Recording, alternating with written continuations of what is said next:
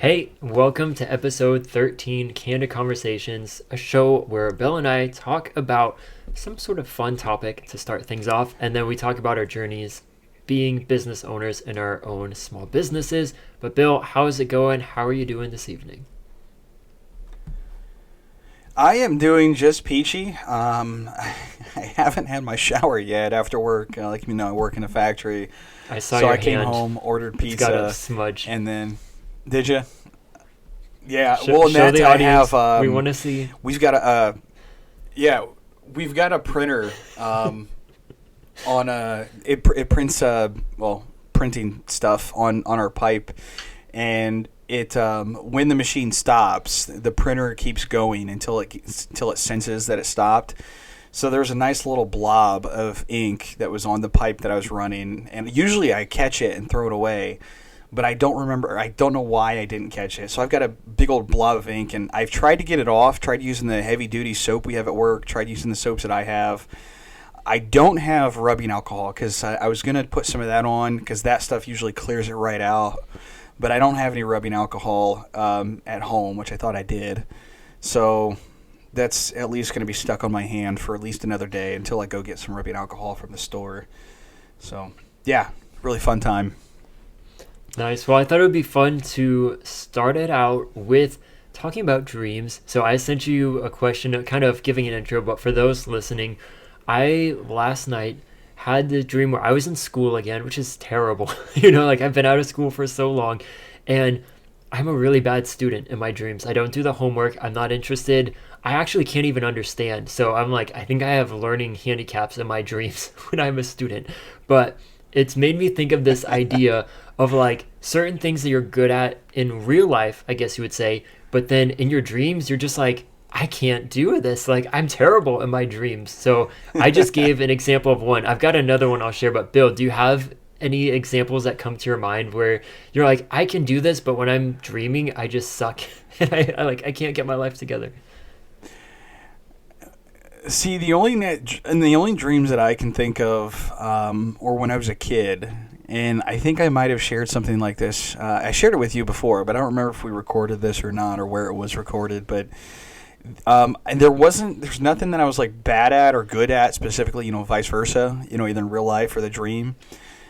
But the only thing I can personally think of that I was bad at in the dream was morphine. Because when I was a kid, I dreamed that I was a Power Ranger. And, Mighty Morphin Power Rangers. This was the original. And so I was a ranger, and I'd be like, all right, it's morphin time. And all these other Spin people around. do morphin. Yeah, they're doing it. Mine's not working, guys. But, okay, it's not working, but I'll pretend that it actually worked. And let's go fight the bad guys. So that's the only thing that I can personally think of in regards to dreams versus the real world. Now, that does not mean I'm a professional Power Ranger. My morpher actually works. You're like, in real life, I'm really good at morphing. People are like, okay, we're learning a lot more about Bill in this one episode.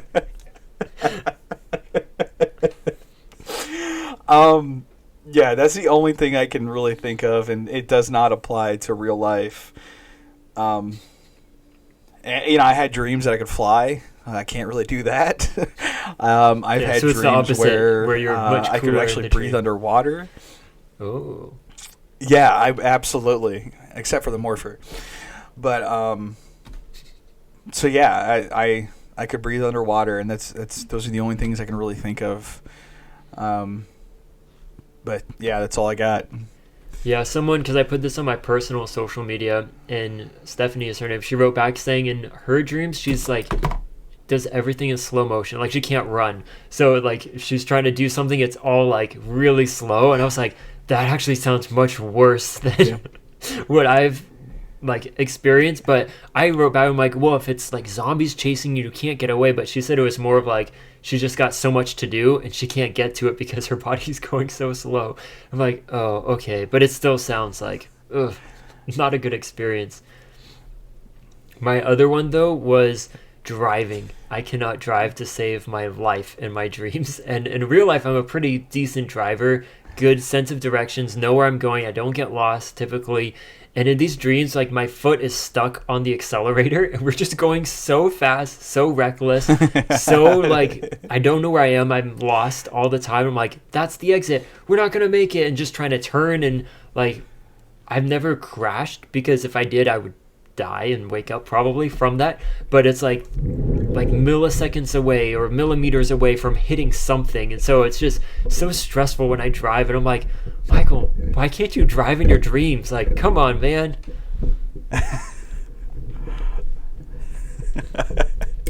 Well, if I ever need an Uber, I'll know who not to call. Yeah, well, if I'm awake, then I've got you. But yeah, if I'm sleeping, don't get in the car, which I guess is good. You know, that would never happen. So I gotcha.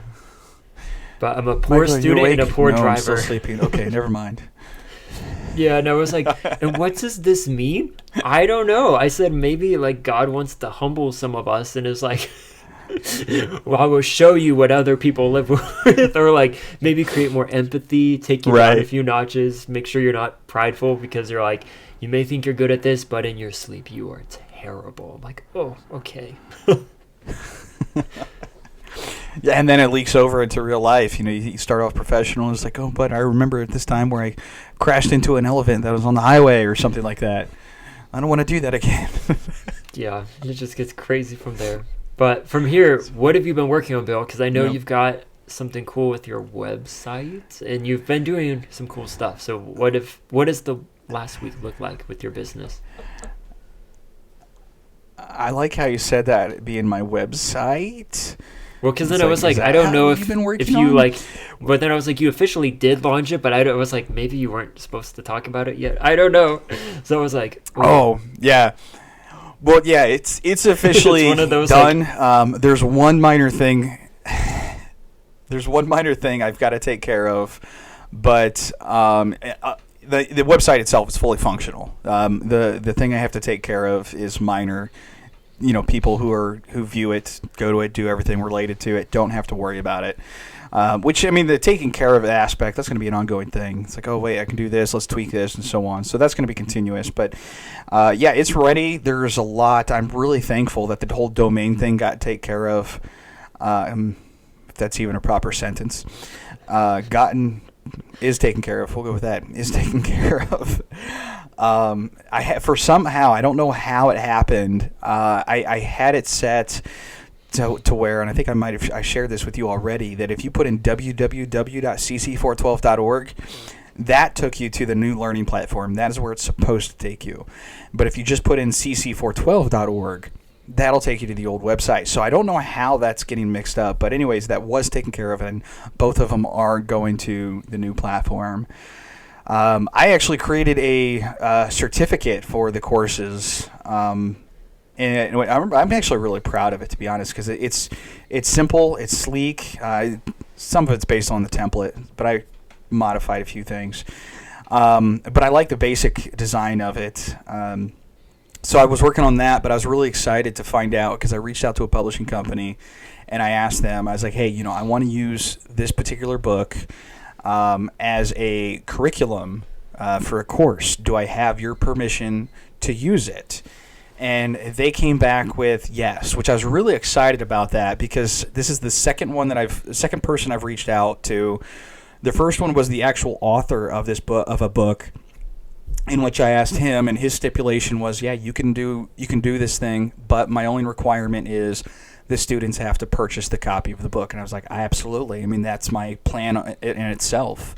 So, I mean, that was free reign there. And I said the same thing to the publisher when I asked them permission to use this other book for a different course. And I said, it's like, you know, the people who take this course, in order to accomplish these things, because there's going to be assignments where you have to read, you know, the quiz is going to be cited based on the information as well. It's going to require the student to read the material, so they will be required to purchase the textbook. And I think I don't know for sure. And so if your audience, I don't want you to take this as absolute truth, but I'm beginning to think that the loophole or the easy way to avoid any sort of copyright is use it, but require the students to purchase the book. So that way they're still getting residual, and you know that this is not all your work. So I'm thinking that's how it is. I don't personally fully understand the copyright stuff, other than you have to ask permission. So, but that's exciting. I'm able to use this book for another course, which I'm slowly beginning to put together, which I do not have a deadline. I actually had somebody ask me already, technically two, because they said, it's like, hey, me and this person is wondering. And I was like, I have no idea. I don't know when it's going to be done. And while I do have a price set for it, I'm not 100% if I want to stick to it. So I had to make it clear. It's like, I don't even have a price. But I have a general idea. So anyways, that's what I've been working on this week. It's kept me busy.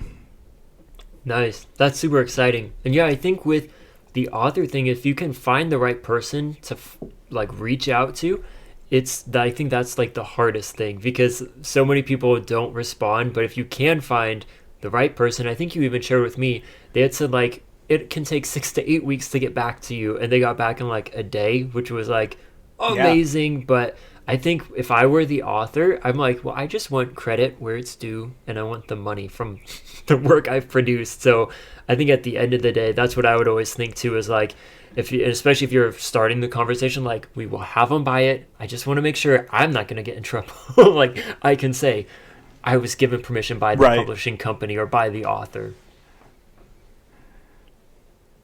Yeah, and that was the kicker too. I mean, with the publisher, and I was originally going to go back because I've already received permission from person number 1 to use their material. My plan was because the form to request permission, it said it's like there's going to be 4 to 6 weeks to reply. I was like, okay, well, I guess I'll just I was kind of tossing around. It's like I was going to work on basic outline of a hermeneutics in case they say no. Use this textbook as my outline, and then for me personally, the information to avoid any copyright, put my own information in there, and say, hey, if you want to know more, here's a helpful resource.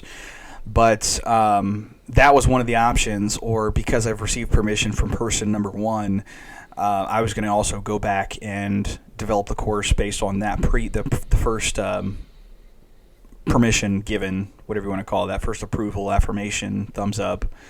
But yeah, I mean, I sent it, and within 10 minutes, I got an email back, really surprised to get it, and say, hey, go ahead. So I was like, cool. Awesome.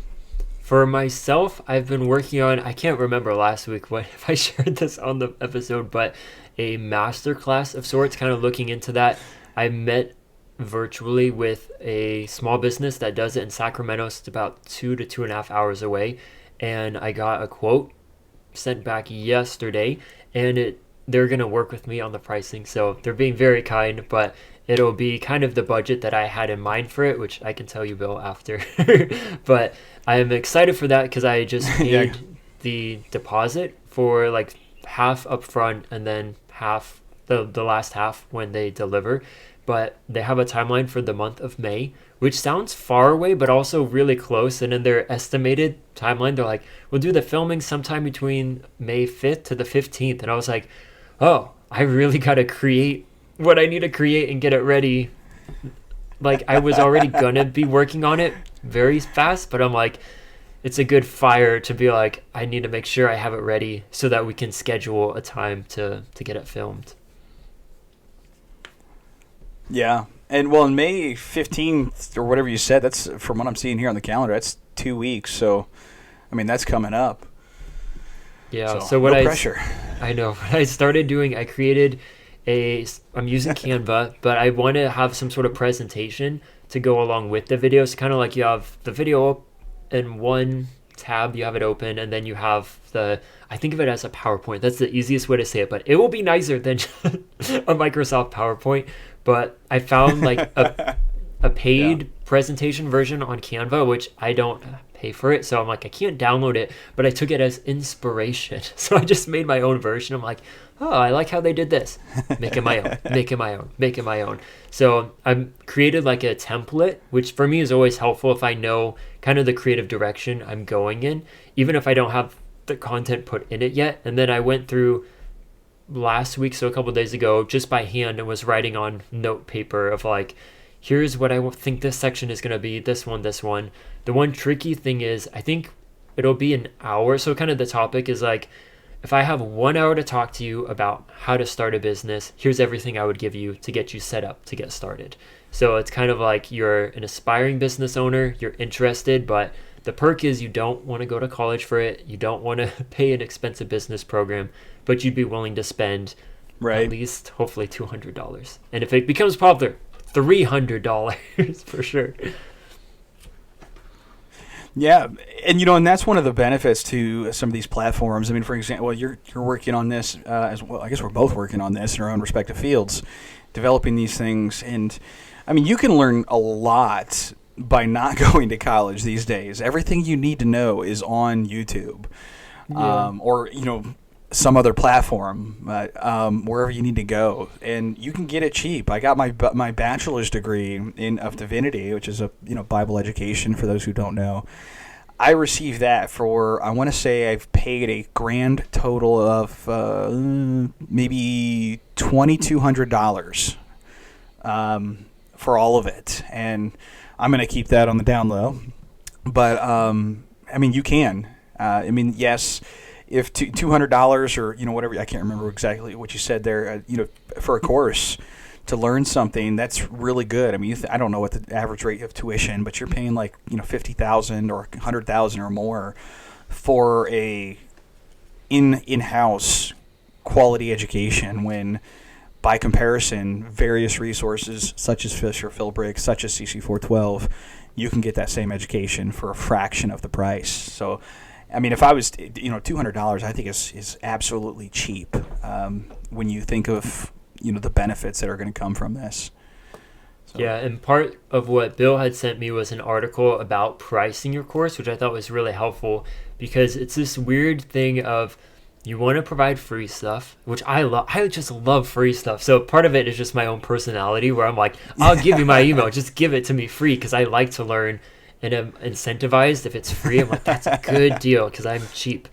But at the same time, you don't want to price things too low. So if it's all free, the perceived value is low, even if you have good content. Like that ebook that I have is 45 pages. Learn like what I went through of failing a business, this expensive business program, what I learned from them, what you can do to start your own business. But it comes free. So I'm like, but the article was talking about how like even in your course, $50 might sound like a lot for you, but at the same time, it's just $50. Like there's this weird kind of psychological shift in people's minds where $200 sounds like a lot, but at the same time, I had taken an Instagram growth masterclass, which kind of like got me excited and kind of gave me the idea for this. And I paid $37 because it was half price. Then she raised it to $97, and now it's at $197, which I thought the sevens were so weird, but I'm like, I kind of like that. So I think mine's going to be $197 too. But as she grew in popularity, she adjusted her pricing accordingly. And I'm happy that I only paid $37, but I'm like, based on my feelings and like how it helped me, my feelings, it sounds so dumb, but like how I felt taking it, I think it was worth and would be worth paying $200. So that's what I have to remind myself of, like, Michael, you are cheap, but when it's thrown to me, I will pay that much for something if I can perceive the value is there, and I know it's going to be good. Yeah, and that's kind of how I was. Like, I wanted to keep the stuff that I'm developing. Like, for an example, there's a mentorship course, and that will stay low. Because I had a friend ask, how much does this cost? And I told him, it's like, well, it's I think I have it listed as a $20 course. And the price itself, the only reason I personally have a price for that particular course is because the workbook or PDF document itself, whatever you want to call it, is for sale on another website location. So I had to do that because when you sign up for the course, you're getting access to that document. So if I was to provide that course 100% free, they're getting that document for free. Meanwhile, somebody else is having to pay for that document on another website. So that particular course, I personally strongly believe in mentorship, and I think it should be absolutely required in churches. I've got a whole another argument we'll save for another time, but I did intentionally place that at such a low price because regardless of how people perceive it, that's personally how important that should be there. But I mean, yeah, as far as perceiving it, getting a deeper education, even like I think one of the courses, I only got 2 courses up, and I think I have one of them set. I don't even know what it's set at, to be honest. But my personal, I want to kind of keep it competitive for the field. And I've looked some websites that have a similar ministry. They have stuff set up at like 200, 250, or I think 300 is the maximum minimum that I've seen. And so that's kind of my competitive area is to 150 to 250. I think is depending on the course, of course. That's I think that itself, I'd have to agree with that article that I shared with you. Is that seems to be pretty reasonable for in the long run, quality education. You're paying $200 now, and you're making $2,000. Well, that's not a lot these days, but you're making $200,000. A couple of years from now. Yeah.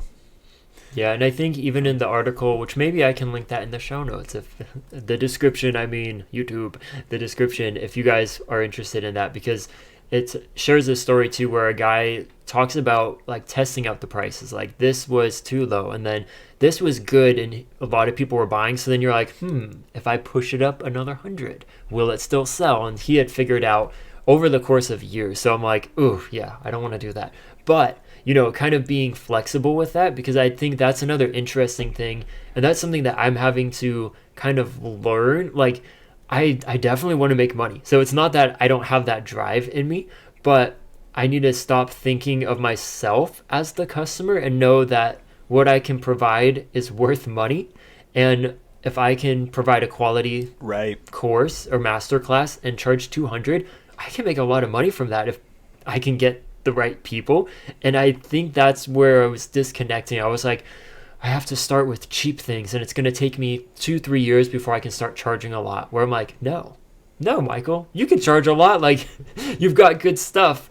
And so that's like been the most exciting, but also kind of difficult thing of like, get out of my own head of the like, not even the I'm not worthy, but like that mentality of like, I have nothing to offer. And I think that as business owners, a lot of people get caught in that of like, man, things are just so hard. It's so hard to make money. It's hard to get customers. And then you kind of feel like that relates to you as a person. Like, I must not be a good owner, or I must not know what I'm talking about. And it's like, no, there's so much more. It's not, maybe it's because of that for some people, but the majority of us, it's not because you don't know what you're doing in your trade. Yeah, and I think a part of that, one of the things in one of the classes that I had to take, it's how he explained it. It's been, 2-3 years, I think, since I had to take this class, so I don't remember exactly what he said. But pricing itself is important. I mean, yeah, we want stuff that's cheap. We want stuff that's free as a consumer. But he made the teacher made an excellent point. Is that we tend as consumers, we put more value in something that has a price than we do that's something that's practically free or free in itself. And one of the when I explain this, the example I give is when you think somebody just gave you a car, you don't have to pay anything. You don't have to pay the insurance. All you have to do is pay for the gas and general maintenance with it. It's completely paid off. The insurance is taken care of, all of that. And so you don't have to take care of that. But you compare that to a car in which you've got to take care of 100%. I paid for this car with my own money, or I have to make payments on it. However you acquired the car with your own finances. Those things tend to have more value because we put more effort into it.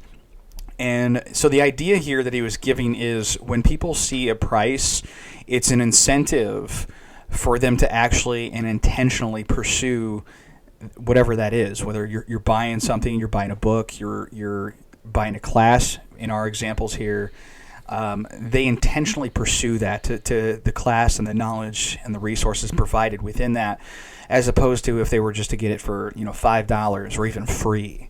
Is if that's the case, it's like, oh, I paid $5 for it. I'm not going to worry about it. I'll get back to it, in another 5-10 years, or free, whatever it is. It's like, I'm not even going to worry about it. I'll come back to it another time. If I lose it, it doesn't matter. I can always download it again.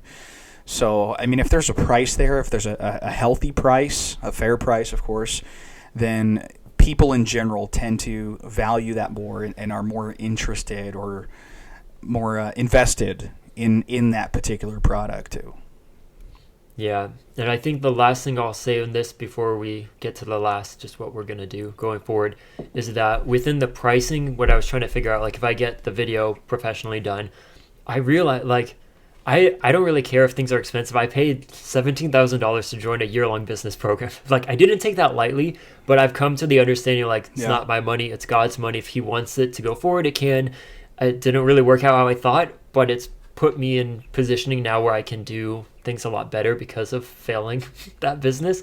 But the money I would need to spend on that, I'm like, it's more than I, like, cheap Michael would want to spend. But then I'm thinking if I can sell a course at even $100 was my thinking last week, all I would need would be, say, 15 people, and that would get to 1,500 if that was the cost for it. And so then that's also part of the shifting my mindset. I'm like, oh, so going forward, as if I can build the audience, become more successful, I can put even more money into the production, because 2,000 to 3,000 to get all the marketing material, because that is not really, or I'm going to get a trailer. So I got that secured, but they can do so many cool things, but it just costs more money, where I'm like, if I know I've got a waiting list or pre-sales, then I can do even more things, knowing that the pre-sales will take care of the production, and then the actual sales that come in after that keep coming, will actually make money. And so I think that's like, it's exciting, because I always get stuck at I have no engagement on social media.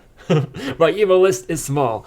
But I think like for those listening, and even just for us talking, like that is where, if you start thinking that way, it actually gets really exciting, because you're like, oh, I don't have to have this poor man mentality of, oh, like if I price it at $50, I need 50 people before I can get a profit, and I only have this many followers and this many engaged. We're like, $200, just send me a 7 people and we'll cover the cost. I'm like, that's crazy. Right. Yeah. It's all about finding that fair number there, or not fair, middle, happy medium. There we go, happy medium. That's what I want. Yeah, but to close it, where are you going from today into next week? What does that look like, if you have anything particular looking to get done? Yeah, today into next week. Well, today I'm going to get off here and get a shower, because I could definitely hopefully use it. Clean off your hand before next time. Yeah. Well, yeah, that hand, I'm 100% sure it's still going to be black, after I get out. But just cut the whole hand off. Because I tried. We got like this heavy-duty soap. That's possible. That'll actually resolve one problem there. But so, besides that, I mean, I'm actually off this weekend from work. So I'm probably going to, I think it's workman's comp. Sorry. I think I'm probably going to lose my train of thought. Continue working on the course, the one that I just recently got permission for. I'm really excited about that. I've put the basic outline on our website. I don't know if you'll be able to see it you think you can without signing in. But anyways, with that, I'm going to work on putting together the slides, and then my own personal information is just going to be overview lectures. Here's the importance. Here's what this means, and so on. Here's our allotted time. Now your assignment is to read this book. So there's more to say on that, but that's what I'm working on, is going to dive into developing the course on biblical interpretation. So I'm really excited about that. Nice. Yeah, and if people didn't notice there is a delay. I don't know how it will be in the editing because we had his podcasting call right before this, and Bill's not delayed for me, but I'm delayed on his end. So every comment I make, I'm like, oh, he's not gonna hear it for a couple seconds, and then it throws it off. So man, technology. Like even now, as I'm talking, I'll wait for Bill to hear what I say. Yeah. See, I'm a little curious because I've got to go back and look at that audio, see how bad it is, because I'm trying to think in my mind, and I'd have to put it in the program to figure that out, because I'm thinking either one, I'm going to have to cut a bunch up and move it, or I'm just going to have to shift our audio so that it's in sync. I don't know. Hopefully see what happens. But, yeah, fine print for you guys, and it's fine print that I've got to give my audience as well. But for myself, I really will be focusing on getting the presentation done. So within the presentation, I decided I'm going to have links probably to Google Drive where the actual like document is, or just one document broken up into the different sections so they can keep it. Actually, that's what I'm going to do. But maybe have a link like this is page this, go and do this activity. But I need to have most of it figured out, but not everything figured out before I film it. But I want to make sure I know kind of all of the main things that I need to hit, because within the filming, I told them like we'll probably do anywhere from 5 to 10 minute segments, and then they'll splice that together because I want it one long continuous video, so that I'll just say, all right, pause the video, go back to the presentation, do the activity. But I want to make sure I'm fully prepared to make it easier for their editing, and just to make sure like if I'm going to be charging a lot, I can look nice now because it's professional, but I need to sound nice at the same time.